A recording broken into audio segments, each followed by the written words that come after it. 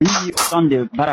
Barabas anabisa kadhalika anabisa beina anabisa onang olamu ko kazi noiro c'est-à-dire que lawon ko kazi empire romain tada ko alim bawli jol ko dirbe dane de ay be nangi anabisa yai ha tawi hewti nana ko fen dani lan don do pardon de ko benta kon jara par décret quoi do leader de net jama on yehi indimo jama annabi sama tiri yehi indimo akitam men inte do Baraba warana men anadi mais ko hombo wonno on Barabas ko goddo wonno do contre la mum mais amudi gere donc on Barabas jo ko wontuno don mo tonkat ke bani Israël on dia parce que population jama dañol annabi san ko bani Israël ko bani Israël on dia kono kanko ko rebel jar résistant quoi mais kambe ko habayno andi annabi isa kanyum stratégie mum ko pacifique ko doyi Barabas non kanko ko gere don non inde Barabas déjà on inde benta ko équivalent e ko benta Baraba non ko rek be bendu dire non ko benta berber rek be nay ko hala mabbe o mo berber yani be hodube ko ni den do naare du Maghreb be nabe berber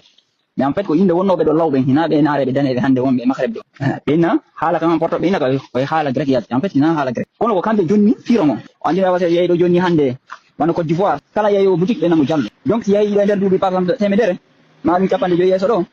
ender hala ivoirien on be nay jaldo ko firi ko commerçant oui et pourtant il m'a dit en fait awa ko non be jonniri barbara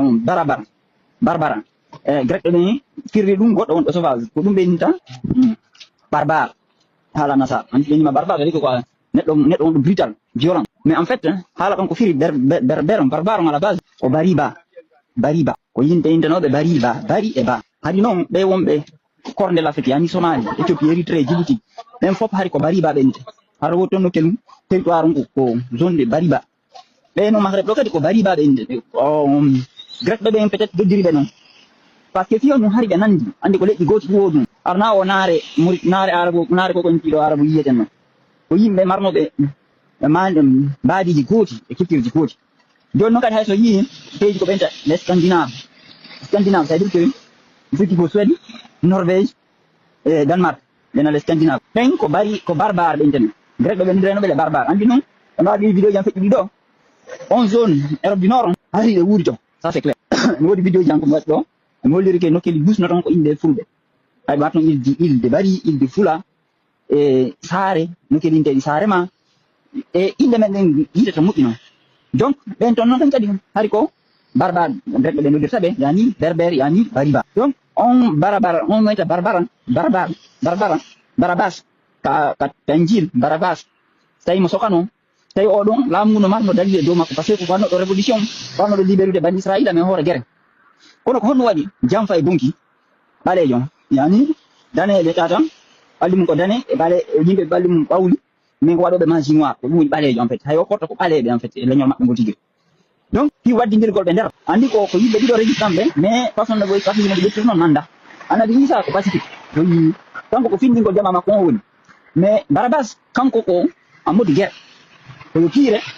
naadi dire fop hetto awa be fi waddi ngel gol be der be acciti oya be fami kinni ko sabu oya donc be wari oya be acciti oya kono réalité dum ko perdi be do kala parce que be fop ko leñol goddo bani Israël on be awa non histoire ko misal la réalité ko woni guerre fulbe den nder Afrique de l'Ouest ko misal ni don ni ko no be wiat bale be ngono gine do be na be wontani makki don contre rindo joni kambe ko be fami kinno awa e be dikide fi libergol makki don donc e crucifiude rindo kon discours non bone wadde so i jamine ne ha nder futar ni surtout ka runneji ton bada discours ji e misal ko enen on mais wallahi on fi libéro contre hombo en vrai en fait yimbe be ganda dum parce que affaire émotionnelle dudi kamen kono en réalité ko hombo dan ni makki don en réalité nari ndonga hay grandio ne ba do wanu discours ci ko kumpital ni non discours est ce que chaîne télé invitano woni wono wo ko porto be bale ben yani on groupe équipe on manika e porto bayti be foli futa be nati e wanno fuda ben fop ci même ci égalité mais ko honno be fami e jetti ender fuda ben pour do wonde guerre en réalité ko makki don o situation me wondo futa hara ko makki do wonno do harayno gasi depuis parce que harayno na dirino bi harayno be bondirano ma goddu yan parce que ko makki do wondi e côté guerre en réalité côté brutal don no be foli en be fami dum ko be wadi e danni ni makki don ley kono be fami kinni ko to won mo danni mais mola ma tono dan neto neto jiba be fole alman Boubacar Biro no anda ni tari kaji ala avant alman Boubacar Biro donc 1914 mais jiba be fole alman Boubacar Biro côté 1896 ha hande rindo la ma ke nder jin on non tata ko tan ninte goddo go ko fi on mum ila mo jiba c'est toujours rien de famille finno kambe de wonta match on contre non mais contre investissement ko boadi ko ni te rundeje et tout ça ni do ndenya nyande neba do e nder yani runde be salani be autorisation dilgol juulir be da yanti no wala non nako rimbe ben za rimbe misida ben salani sadi be dila juulir mais véritablement en fait nana ko préfet on sadi et le préfet ko maniga tani ko balé ben ko kan be sadi donde autorisation mais be fami kinno awo ko be to woni juulir ba ma ko le duido fi wadi ndir go fi sen ngol juude didi lenyong fi sen ndir gol jite didi lenyong o fami andi kambe be andi ke ndar lenyong gol juude didi en fait lenyong ko no way no mari noni didi ndar hunde fof no mari jeje didi jon ko be sendidirde do yimbe ben hada jungo nyaamo jungo nan haba hakkulum parce que nanda imita ko na dara yara ko ngal goto ma yara jungo woto ma yitere wotere o yi so ndari hande ko wona habidede nder romaji na sukuro ko rimbe to woni habidude be balede non o fulbe ben fop woni kadi ko Nigeria pareil dum no hay ko eti dialti be tay non en fait woni ko manti do won ko rimbe be fop do kidiri nder non kambe mo ko dede habidude be balede parce que be to wala discours yi kayasi pani finno kanyuno wontani mati do on contre rindo mais en vrai nder on sanari au fond ataway ko goto woni manipulé en fait aw ko doni misal ko yote nder Fouta o situation men ko darta be fetindobe na wuyi be créé de leñol ngol jalunte ni jonde da wonta non mais dare depuis les années 60 ina ka inano be no Guinée ko be mudini ko hedi indépendant ko honto ko be investisi honto ko be mudinani lo courant tay karungeji hendi tout ko tawi moment décisif fewti be yatina discours wi be bana fini be ko wi fayi be divisa jamaa to nyati wano fatujo balejo inte do Ousmane Gaw ko fatujo parce que ko jillido ko fatujo balejo parce que nen makko ko balejo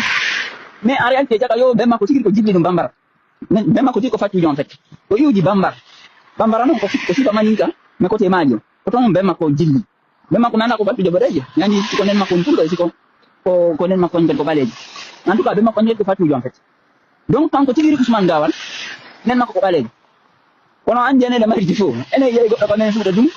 so kaani be no ko macido en fait Ousmane Gawal kana dum ko bu ina ko macido de wona macido hande wona macido jam Ousmane Gawal ko sen fatujo bale jam te si yaha ma normal Ousmane Gawal na pullo en fait parce que biddo ko nene ji donc hawna ci haray be mako ci parce que be mako fatujo kono mi anda c'est ko nenem be mako woni pullo e c'est wi ko nen mako be mako ngadi hari nen ko balejo kala ko be mo wonno pullo kono en fait yaha ma techniquement Ousmane Gawal na hay pullo donc day yettore jallo hana hayde oyi ko du wadi o hikma yo biddo jeega nene dum do anyi bude kamen donc andi wono fatujo balejo don so yi tira kala wolta ki kayasi mais discours legi c'est ça qui est sous-entendu en fait genre doni no wodi fulbe laami be genre andi ko dum wadi wadi hakkile jamaa genre rimbe ben genre woni noblon awa joni dum don do way tede menen ko mon position de hore makko wastawi ko machudo en fait non machudo Ousmane Gawal mera wonde machudo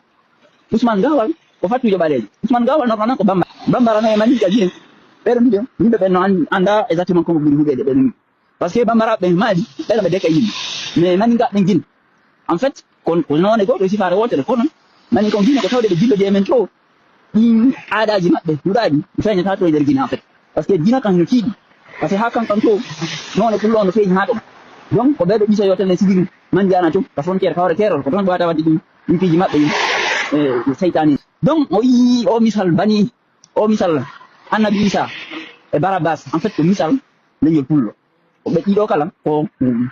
bani Israël wona habede ha o be laamu dogi mo hore mabbe no konto dangol honno mo waddi ndir sabe mo utilise goddo fi dagingol wargol goddo andi annabi Isa ba tan mo warde ni mais ko do laamu dum hebir ciofu misal la liberté de oda sabu la liberté oda ko dagin fi war woda mo fami mais andi ko fi perte mabbe dido kon non yenti ka defter ko ay annabi Isa arti ko wonande bani Israël ko mais en do faamde dum tanke yaltaaji faamen manip ko wona wadede ko der yimbe no jodi no laami no ciuna gebal men e hore gebal go e hille gebal wona ngal ciunede mum ngal laamaki gebal wona ngal ciunede ngal laamaki ko bon coupable ko laami do en fait te yo andu neddo yaata dungo woto o yaata yitere wotere o yaata ko ngal goto ma do woddo ita